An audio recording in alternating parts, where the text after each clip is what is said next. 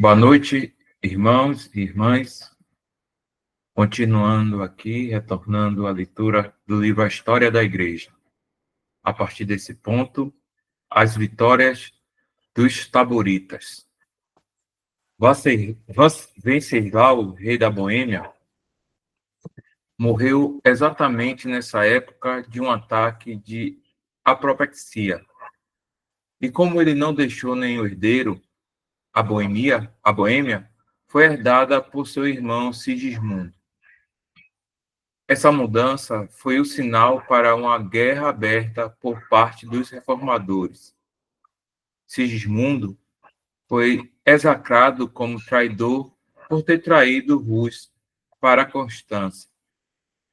Ele o havia abandonado em seus inimigos impiedosos, os inimigos da verdadeira fé. Com a fúria do fanatismo religioso, eles demoliram e desfiguraram tudo o que trazia a marca da religião romana. O imperador, o mais rápido possível, voltou sua atenção especial para o reino recém-herdado, mas em lugar de uma recepção leal, sua soberania foi repudiada em todos os lugares. O primeiro exército cruzado foi derrotado pelo vitorioso Ziska, e Sigismundo foi obrigado a fugir das muralhas de Praga.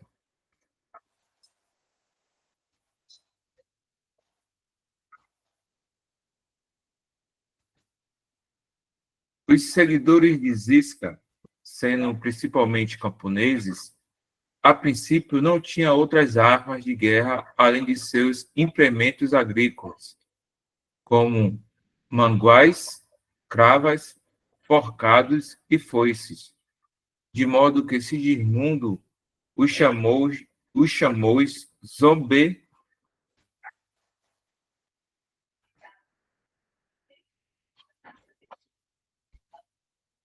zombeteiramente de depuradores.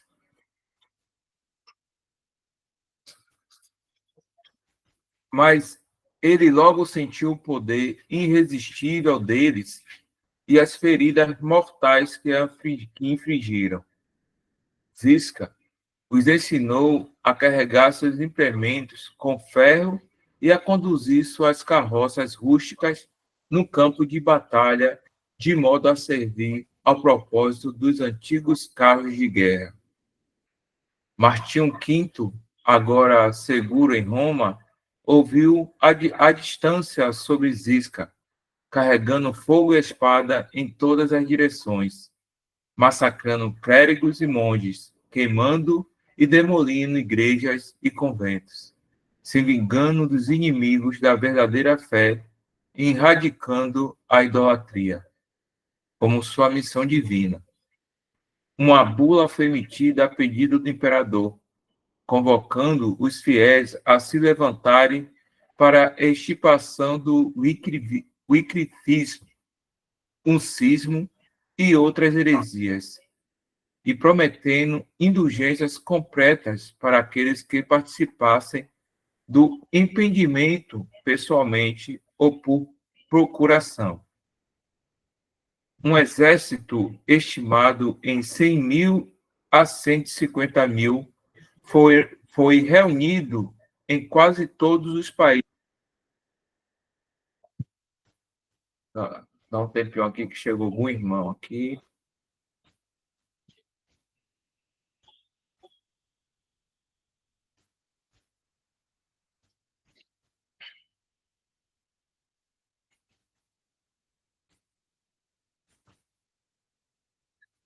O espírito dos hussitas foi fortalecido em todas essas ocasiões, seguindo o exemplo da colina de Tabor.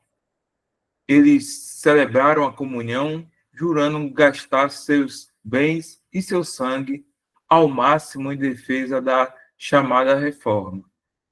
O cálice eucarístico não era apenas representado nas bandeiras dos taboritas, mas também carregando por seu clero à frente de seus exércitos. Sigismundo entrou na Boêmia à frente das hostes de cruzados, e determinando a subjugar os rebeldes à obediência, queimou sem escrúpulos os professores hereges e arrastou outros nas caudas dos seus cavalos. Mas a hora da vingança está próxima. Ardendo de indignação e entusiasmo religioso, Zisca e seus seguidores exasperados surpreenderam os cruzados e os derrotaram com grande massacre em uma colina perto de Praga, que ainda leva seu nome. Uma segunda campanha viu o exército imperial se separar e, em pânico, fugir diante do renomado Zisca.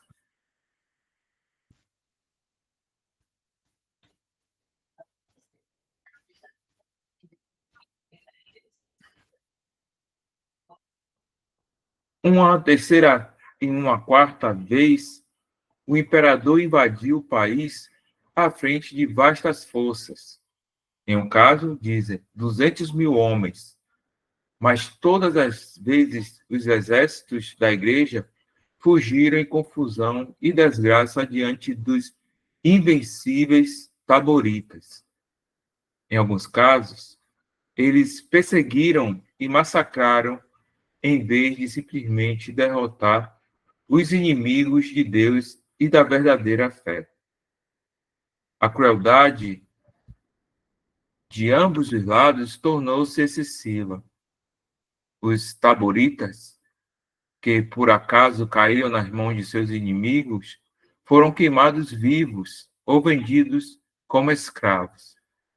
Foi uma guerra de vingança, de extermínio, e foi considerado o mais sagrado dos deveres tomar a propriedade e derramar o sangue dos inimigos de Deus.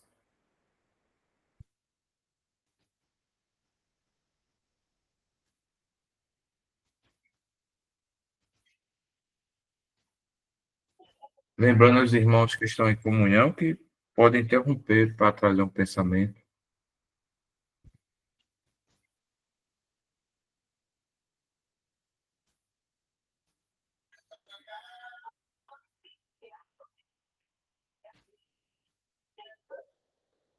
A derrota total do exército papal. O imperador, de coração partido, estava sendo então acusado de covardia pessoal. Uma quinta cruzada foi convocada e deveria ser conduzida por um cardeal. Os preparativos foram feitos em grande escala.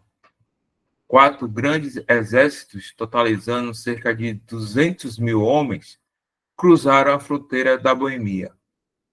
A força que os taboritas conseguiram reunir chegou a 31 mil. Mas o grande empreendimento papal terminou no mais vergonhoso fracasso. Os alemães, ao avistarem Ziska com seus selvagens carros de guerra, foram tomados pelo pânico. O cardeal Giuliano sozinho se conduziu com coragem, enquanto avançava. Encontrou suas tropas fugindo, enterrou o objeto. Com o crucifixo na mão, ele implorou que se reunissem pelas mais solenes considerações da religião, mas foi em vão. Ele próprio foi obrigado a fugir. Com dificuldade, escapou disfarçado de soldado comum, deixando para trás a bula papal, seu chapéu de cardeal e suas vestes pontíficas.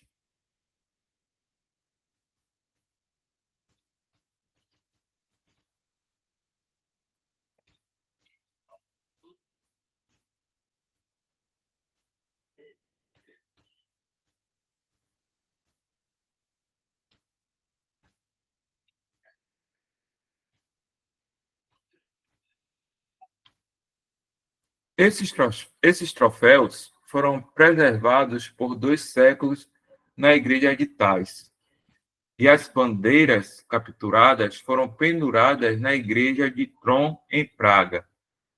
Os alemães perderam 10.000 homens nesta fuga escandalosa, além de muito mais que, em sua retirada, foram perseguidos e mortos pelo campesinato.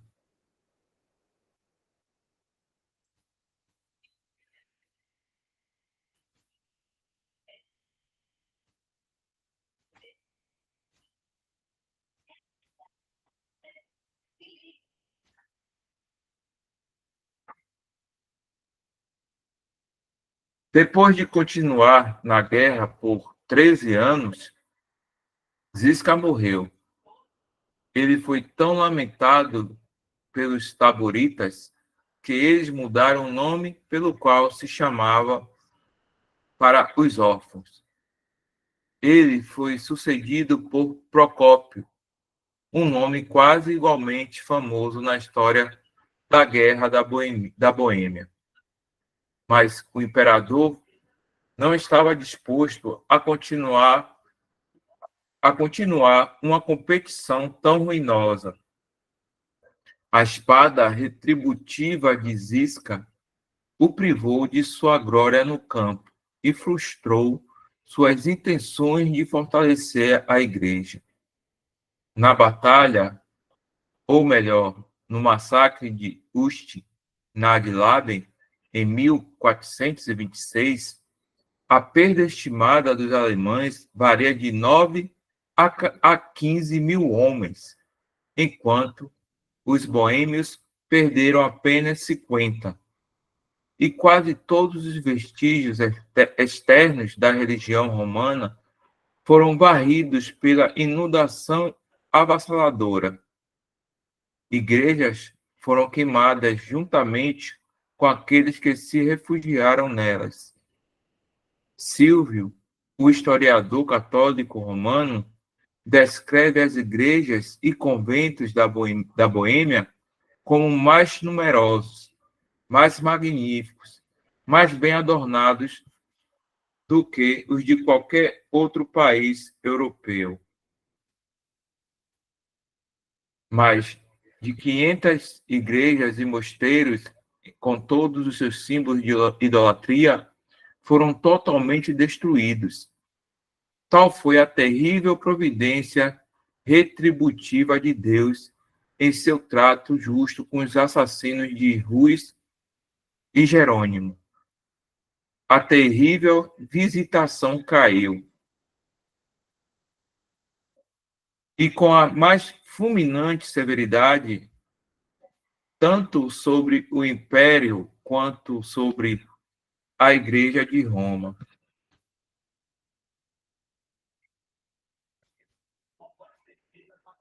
O que me chamou a atenção aqui, irmão, nesse tema aqui, que a diferença de um exército para o outro foi gritante. O exército que defendia a Igreja Romana chegava a 200 mil homens, e os camponeses praticamente, né? Se eu não estiver errado, foi 30 ou foi 50 mil. Então, como o, no, final, no finalzinho aqui diz, né? Que foi a terrível providência retributiva de Deus.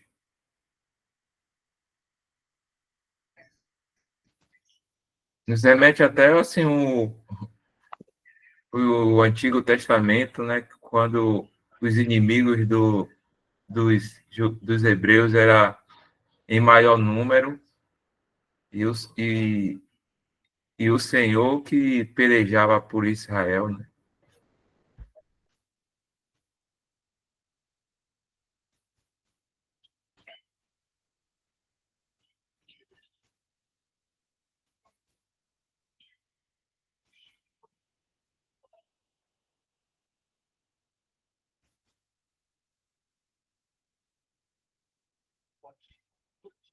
Vamos lá. Divisões internas.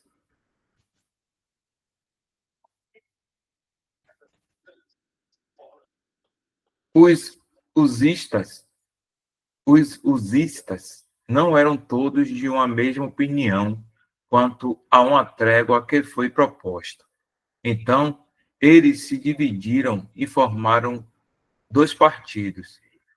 Os calistinos de Cálix ou Taça, o partido mais moderado, dispuseram-se a renunciar a todos os demais assuntos de reclamação, desde que o cálice na Eucaristia fosse administrado aos leigos e que fosse dada a permissão de lerem a palavra de Deus. Taboritas foram muito mais longe. Eles aderiram às doutrinas de Rus, além da celebração da ceia do Senhor, incluindo ambos os símbolos, o pão e o cálice. Eles lutaram por uma reforma completa da igreja, a abolição de todos os erros e cerimônias papais e, o estabelecimento de um sistema de doutrina e disciplina baseada nas escrituras.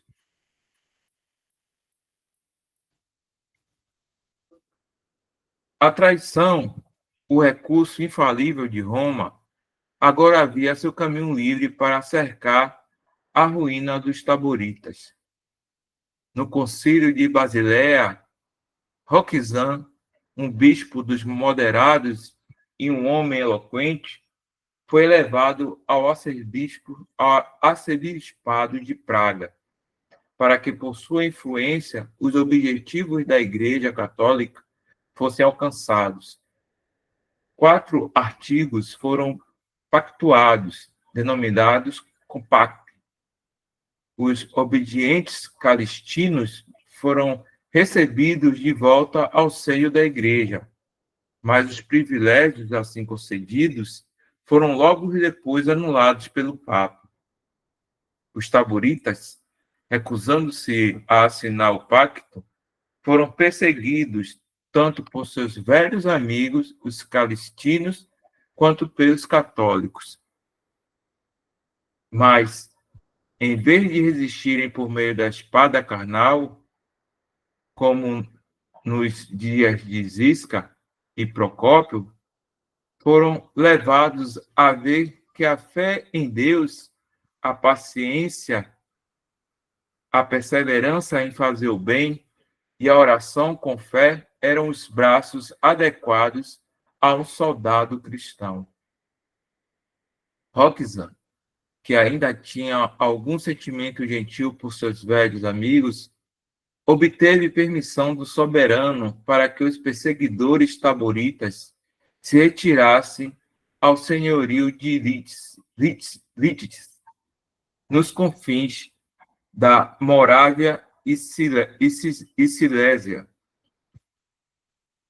e ali estabelecessem uma colônia e regulassem seu próprio culto e disciplina.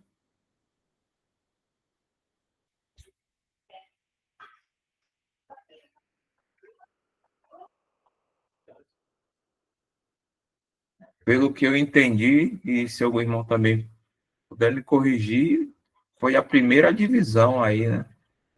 Depois de tantas lutas para estabelecer uma doutrina que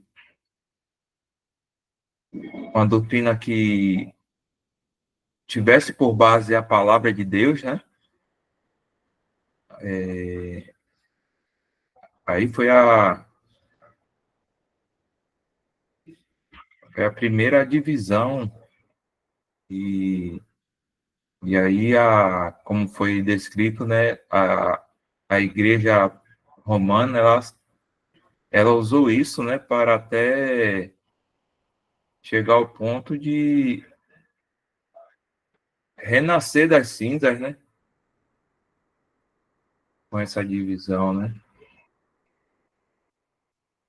É bom que nós aprendemos que Divisão nunca vem da parte do Senhor, sempre do homem, ou buscando seus próprios interesses, exemplo, poder,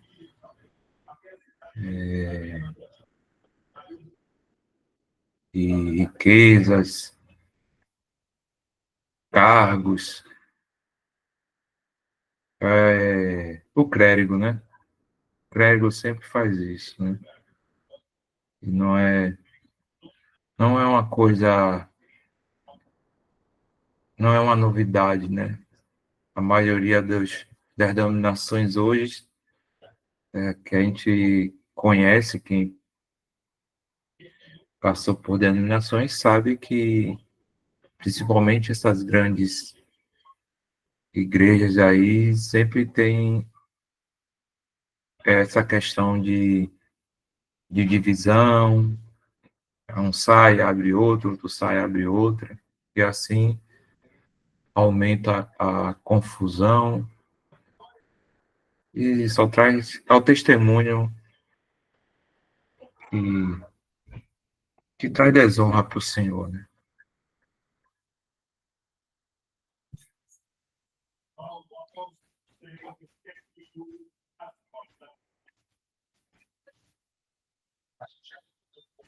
Vamos lá, irmãos. A unidade dos irmãos. A primeira migração para a Morávia foi em 1451. Muitos dos cidadãos de Praga, com alguns da nobreza e homens eruditos, e até alguns dos mais piedosos dos calistinos, juntaram-se a eles. Eles, então, assumiram o nome de Unitas Fratrum, ou Unidade dos Irmãos. Esta foi a origem de uma comunidade que continua até os nossos dias. Pelo espaço de 3 anos, eles desfrutaram de paz e liberdade de consciência. O espírito missionário, pelo qual os morávios sempre se destacaram, manifestou-se naquele período inicial de sua história. Agora, a linha prateada do amor do Salvador e o zelo cristão deles brilham intensamente. Não podemos ver nenhum traço disso quando eles estavam usando armas carnais para a defesa da verdade de Deus. Mas assim que a graça brilhou e seu número aumentou, os sacerdotes romanos os olharam com suspeita. Muitas almas foram convertidas por meio de sua pregação, e congregações foram formadas em diferentes partes do país.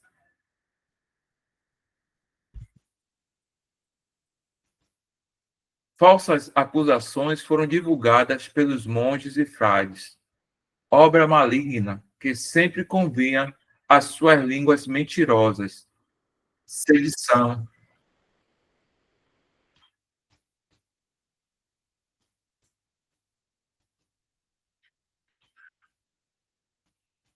Quando eu paro, irmãos, é porque está chegando algum irmão para poder permitir entrar no Meet. Continuar aqui do início. Falsas acusações foram divulgadas pelos monges.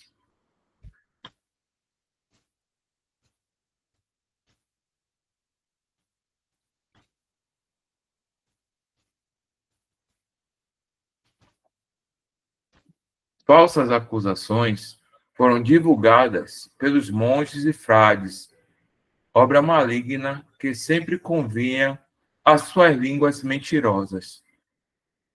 Entre aspas, sedição, foi o clamor. Os morávios estão reunindo números, disseram os monges, para que possam renovar as guerras taboritas e tomar o governo. O rei ficou alarmado. Os 100 princípios, Roxa, com medo de perder sua dignidade na igreja, aliou-se aos católicos e influenciou os calixtinos a se voltarem contra seus irmãos.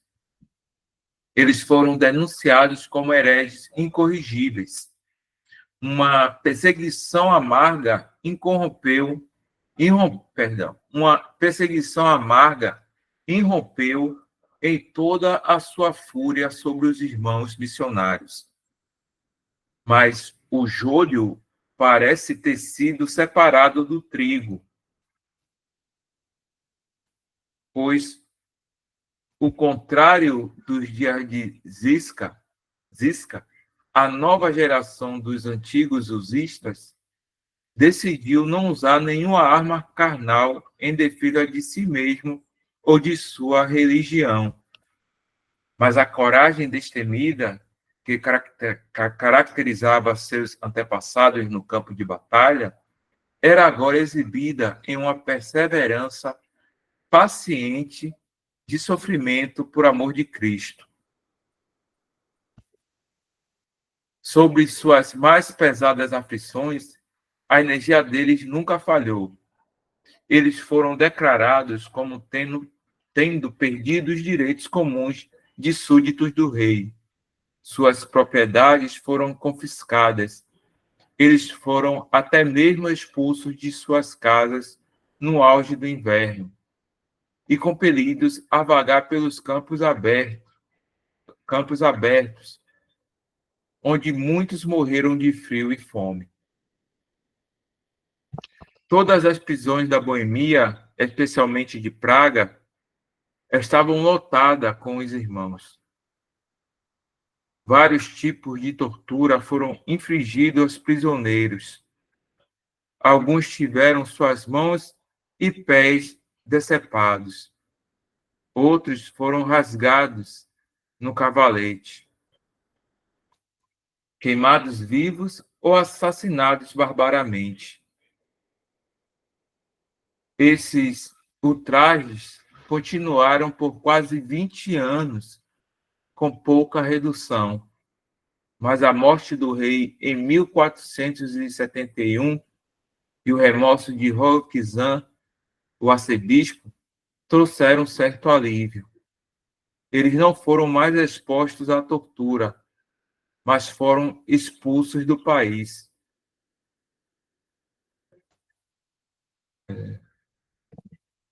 E aí a gente vai vendo também homens, né, energizados por Satanás, né? E esses irmãos, assim como os irmãos que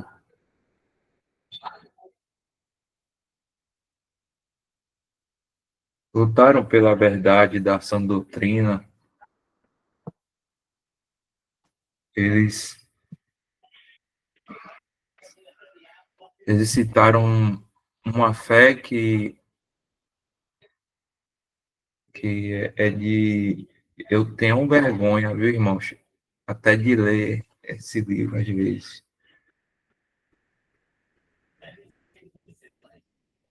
Porque, graças a Deus,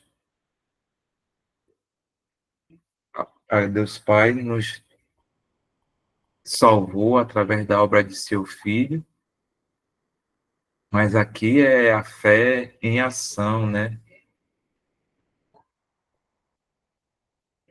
A fé diante das aflições.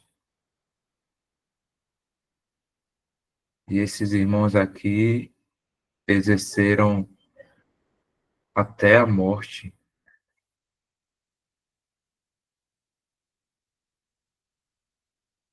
E aí nós podemos hoje estar lendo esse livro e ver que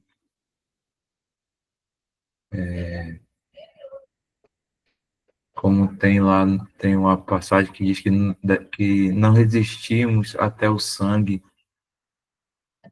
quando fala de exercício de fé.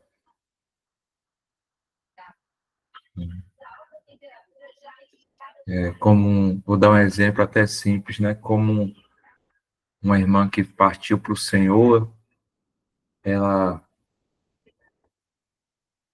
ela, ela estava de câncer, então, mesmo assim, ela deixou uma carta para a família, né?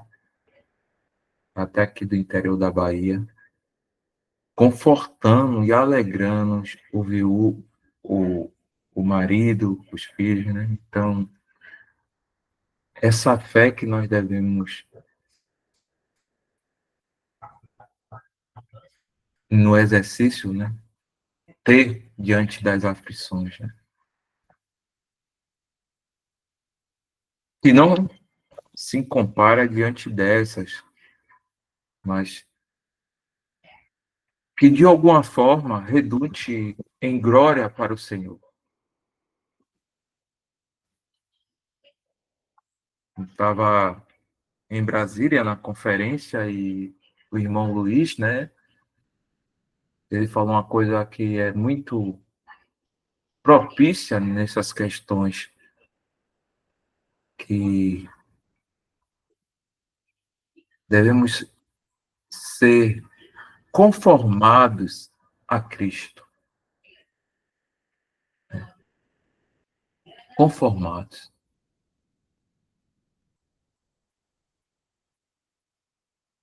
E é isso que isso reflete um testemunho do cristão no seu caminhar.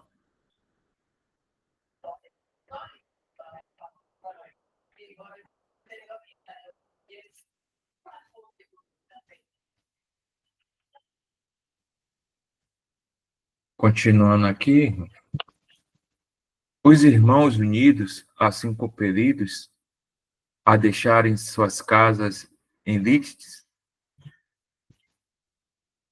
e outras cidades e vilas, foram obrigados a viver em florestas e sob o abrigo de rochas, acendendo suas fogueiras à noite.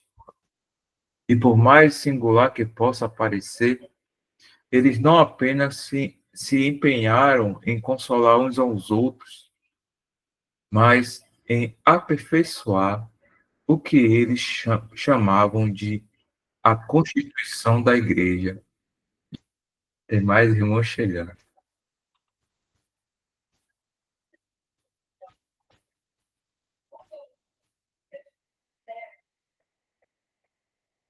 Continuando aqui.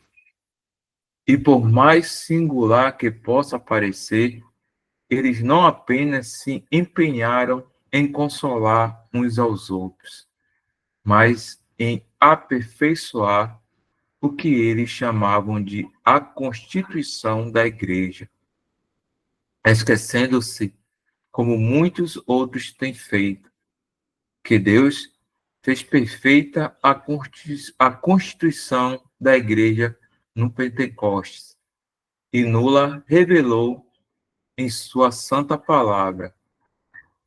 Cerca de 70 pessoas realizaram um sinodo na floresta.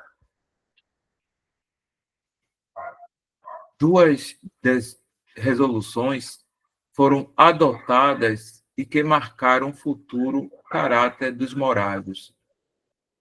Aqui tem um, né, a resolução 1, no caso, que era necessário providenciar homens adequados para o ofício ministerial. E 2, que eles deveriam ser escolhidos por sorteio como, como Matias, em Atos 1, 24, 6. Como um princípio fundamental, os irmãos sustentavam que, abre aspas, as Sagradas Escrituras são a única regra de fé e prática, fecha aspas. Ao mesmo tempo, foi feita uma distinção entre o essencial e o não essencial, o que deixa amplo espaço para a vontade humana e a imaginação.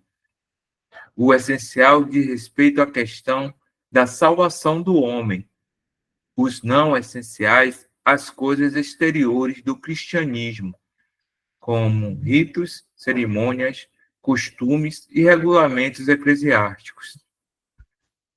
E, além disso, eles poderiam ser alterados de acordo com o melhor julgamento humano, para que a grande obra do Evangelho fosse promovida. Isso é humano, não exclusivamente morável. É praticamente o ditado comum, abre aspas, o fim justifica os meios, fecha aspas. Mas certamente o que Deus revelou nunca pode deixar de ser essencial. E o que ele não revelou nunca deveria ser introduzido em sua assembleia. Os irmãos que foram banidos da Morávia foram gentilmente recebidos na Hungria e na Moldávia, e se distinguiram muito por seus trabalhos missionários e outros serviços religiosos. Por volta do ano de 1470, eles publicaram na língua boêmia uma tradução de toda a Bíblia.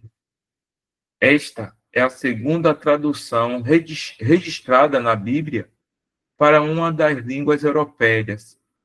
Passou por várias edições rapidamente, e dessa maneira, essas pessoas interessantes e devotadas prepararam o caminho para Lutero, Melanchthon e Calvino.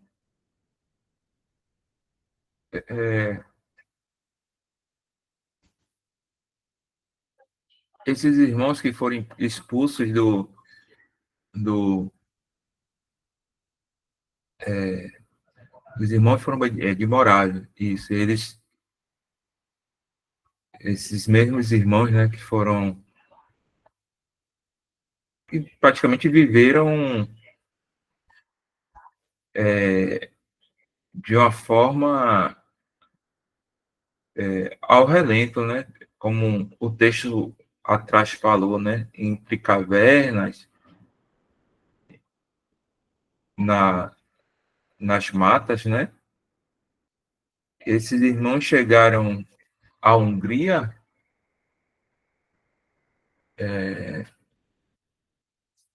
aí isso me lembrou, irmãos, de muitos cristãos húngaros quando teve lá o nazismo, né?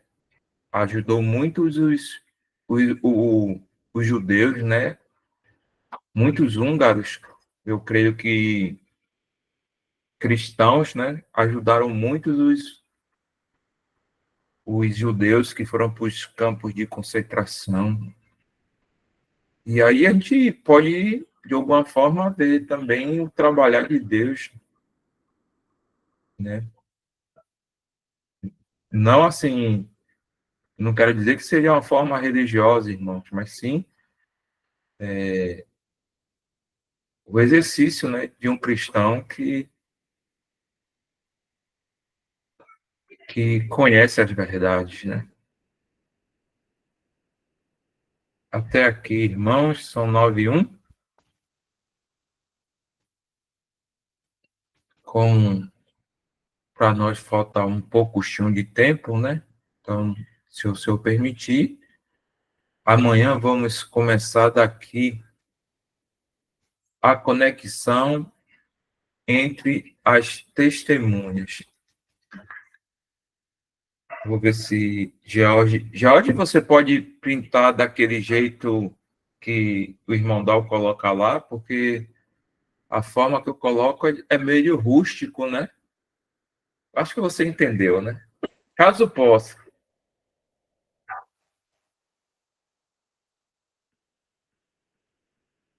vou estar tirando a gravação, irmãos. Vou botar aqui.